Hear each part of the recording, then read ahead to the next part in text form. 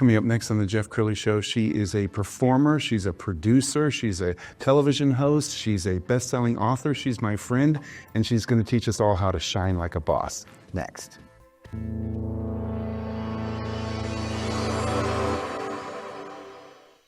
Many are predicting that the worst is yet to come, which is unfortunate, said one person here. Until now, they've enjoyed the reputation of being the nation's icebox. Watched a burglar in his home this morning by webcam. As a journalist of over 25 years, stories are what make my world turn. Reporting live from the Dallas newsroom tonight, Jeff Crilley, Fox 4 News. But in 2008, I took the jump from my familiar life and started a PR firm from my home. We're talking about anyone with a camcorder like the one I'm using becomes a television network. We started slowly growing the company, and we now have over 100 clients, and we've branched into the world of live digital broadcasting. I now own 8 different TV studios and have a huge team, and the stories that I now get to share are sometimes the most important of my life. Life has a funny way of coming around full circle. This is the Jeff Crilley Show. Well, if you're an entrepreneur or you're someone who's climbing the corporate ladder and you want to have success, something you have to have is swagger, confidence. I can't think of anyone more confident and more assured in her own feminine energy than my next guest. Michelle Robinson-Halverson is in the studio. She's the president of Shine Like a Boss. Thanks for coming on the show. Thank you for having me today. I'm excited to be here, Jeff. Well, I remember meeting you maybe 4 or 5 years ago. Yes. And just the way you show up to the world, it's this confidence. It's not arrogance. It's a confidence that I've got this. Have you always had that confidence? Oh, goodness, no. No, I have not. So how did you develop it? No, I haven't. I mean, I think every woman struggles, too, with confidence throughout their life. But as a young girl, I was very, very insecure, had a lot of fear, tremendous amount of fear. I couldn't even get up and say my name at church for prayer. I mean, they'd be going around the room and finally come to me, and I seriously would be paralyzed. And just to say my name, not alone the prayer request. So yeah, God's done a lot of work in me, and I'm so grateful for that. He is definitely the author of my bio. Wow. Yeah. I love that. Absolutely. Yeah, no, and you're so filled with the Spirit. We're going to pull up her website, and as we scroll down the website, she is just a Renaissance woman. She's involved in so many different things, including putting on these amazing events, and we're going to talk about the one that's coming up in February. Tell us about Shine Like a Boss, because boss is it stands for something. It does. Building others, sowing into community, and serving. Wow. Yeah, it's not what you think. You think boss, and you're like, oh, she's awesome, she's bad, you know. Right. But it's actually it's you are that, but you're that because you serve others and because you celebrate others and you lift others and you collaborate with others, which is something a lot of women don't do as much as they should. And what happens when people really understand that is powerful, very powerful. I know you're a fan of lift as you climb, and I think something that happens in a lot of female relationships is there's an unnecessary competitiveness because you can lift each other up. So when people come to your conferences, what can they expect? They can expect to meet like-minded individuals who want to do that, who want to collaborate with you, who want to celebrate you, who want to lift you, and that's hard to find. And the reason why I started Shine Like a Boss in the first place was because I would bring leaders together for functions, and they would come up to me and they'd go, I've never met women like this. I don't, how did you find these women? Because women I know want to compete. They don't want to pour into me. They don't want to tell me the secrets of their success. And I'm like, well, first of all, I don't have women in my life unless they're like that, unless they want to collaborate, unless they want to celebrate others, unless they want to serve one another. So when I started seeing this, I thought, you know what?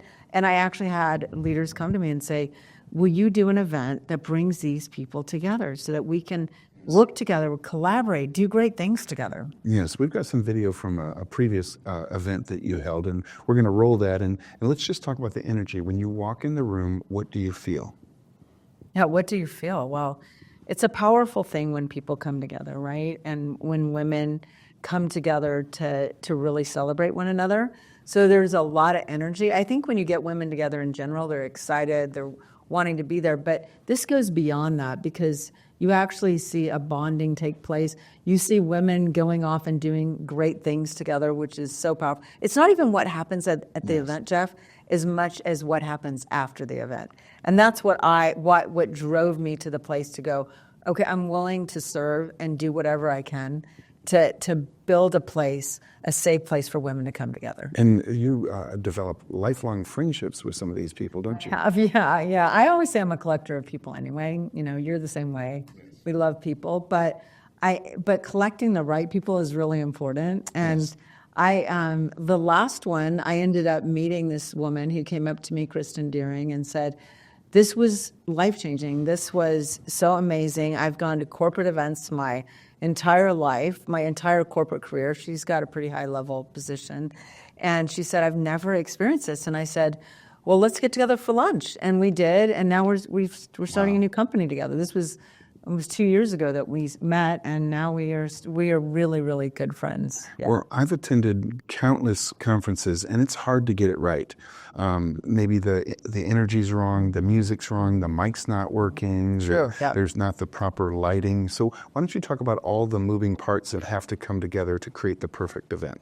Wow, there's a lot of moving parts. Obviously, the legwork that you have to do for a conference involves, getting together in the community, going to events in the community, getting to know people, and finding other women leaders who are going to help you get the word out. Because it really is more about grassroots than marketing. I mean, marketing is my background as well, so I do a lot of marketing, a lot of social media. And then it's what we were talking about before the show. I actually was on a call yesterday, and my director of worship, she's like, okay, we need to know all the staging. We need to know what chords are going here. We need to know, and she's so calculated, and so I build teams. If I had to do this by myself, that would be impossible. She is so good. She's so used to doing all that. I would have a really hard time. But she did make my brain hurt by the time I was like, oh my gosh, I didn't even think I forgot I have to do all that. So yeah, she asked me a lot of questions. Staging, everything, the atmosphere when you walk in, from the time they come into the parking lot to the time they come in, I want volunteers all the way to the door. Well, and you've done something else that in the whole time that I've known you, I've never seen you stressed. I'm sure you're under stress, but maybe it's like that duck that you don't see their feet paddling underneath the still water, but you have this serenity about you where even if there's chaos around you, you have this way of inspiring people, saying, hey, we got this. You know what? That is true. Okay, so what you just said is true. It does take a lot for me to get untied or unwound, where I just feel like but I think I know, because I've just done this for so long, and I know that it's not, there's a lot of things out of my hands, right? And I have to trust God with the process. And what is it going to do for me to get stressed and get worried? And it's not that I don't have moments like that. We're human beings, right? We have moments where fear might try to come to us, or stress might try to come on me, but it's a moment. And then I have to say, Lord, I trust you. I believe, I know that I'm going to keep my eyes on you and not on the circumstances around me. Well, that's so important. And if you look at the best quarterbacks in the league, it could be 30 seconds to go. They're down by 6 points. But when they get in the huddle, they've got this confidence. Hey, guys, we're going to do this. So I think there are so many things that can be learned at your conferences, everything from shining like a boss, having that confidence that you need to be successful in any endeavor, to creating lifelong friendships, and maybe even you becoming a mentor for someone else. Let's talk about that a little bit. I think it's so important to give back, isn't it?